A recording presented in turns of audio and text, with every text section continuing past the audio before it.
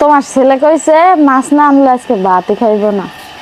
মাছে যে 2 হাত কিনি না যে এই জন্য কইছে বুঝছো যে বাবারে মাছ আনতে কয়। হ্যাঁ হ্যাঁ আমারও কালকে কইতাছে যে মাছ কিনো না মাছ কিনো না খালি ডিম কিনো বুঝছো।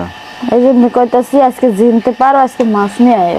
ডিম আর এখন খাইতে চায় না বেশি ছেলে না। না কয় আম্মু ডিম ভাল লাগে না, গ্যাসো গ্যাসো লাগে। ব্রয়লার মুরগির ডিম তো স্বাদ না ঠিক না।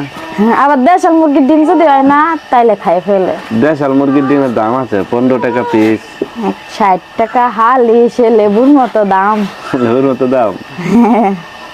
কালকে লেবু বেচছি কয় টাকা জানো? কয় টাকা? 80 টাকায় বেচতে পারতাম, পরে একজনে নিয়ে কাকা নিয়ে 70 টাকা দিছে। 70 টাকা তার তো ভালো গেছে।